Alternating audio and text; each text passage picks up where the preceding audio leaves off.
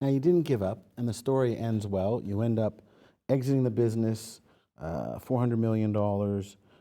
What was that like? Did it have Painful, a. painful. Tell me about why it was painful Before the commercial break? before the commercial Okay. break. 'Cause this could go hours. I have all the time in the world. There's editing.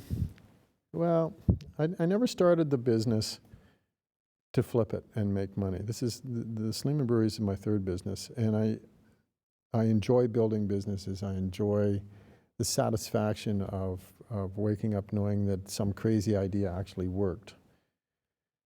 And so when it became apparent that some other players in the industry were interested in purchasing us, it was not my desire to succumb to that. And through all kinds of various things that happened, I went from having control of the business to not. We went public, and I went from owning 66% through dilution down to about 22%. And that's not enough to stop somebody from buying you. They make an offer. And so what I had to do when I finally realized that the business was going to end up in someone else's hands, because I just didn't have $400 million of my own money to prevent it from happening,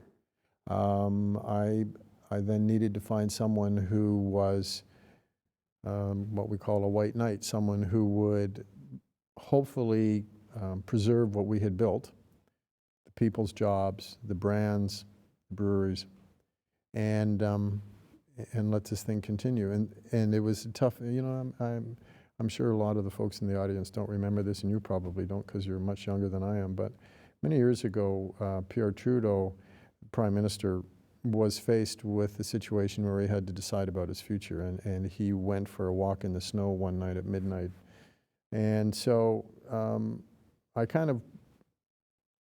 remember that because I was getting interested in politics and I was very young, and Trudeau seemed much better than the other guys. Not that I knew anything about politics. But as I followed his career and then he went for this kind of midnight walk in the snow, I thought maybe it's time for John Sleeman to do his midnight walk in the snow. So tell me about that walk. What were you thinking? What was the result? How did it feel? Well, it was difficult because I was trying to balance off personal pride, the possibility of this being perceived as a failure on my part. Being bought by someone for $400 million is a failure. I know that seems funny now, but it was never my plan to be bought. It was to continue to build the Sleeman legacy for the next two generations, my kids, and so on and so on. And so I realized I had a tough decision to make. Do I fight to the bitter end, possibly cause 1,000 people to lose their jobs, lose out to one of the larger players who would make the beer in their own facilities and wouldn't need any of our people or any of our plants? You would get Sleeman made at some other facility. And I was told repeatedly by some of the suitors, look, you'll be very rich. You, but not the rest of the people who made you. And that was part of the process was, is it important to be really rich and have people out of work? So you go for the walk and you think, well, there's disgustingly rich, and then there's the amount of money that all my employees make every year, and they're happy. Is it really impossible to be happy at $50,000 a year, or do you need $300 million? And so I decided the right thing to do is look after your employees. So when you sold the business, you had certain requirements that were important to you, keeping the brewery open, keeping the people employed.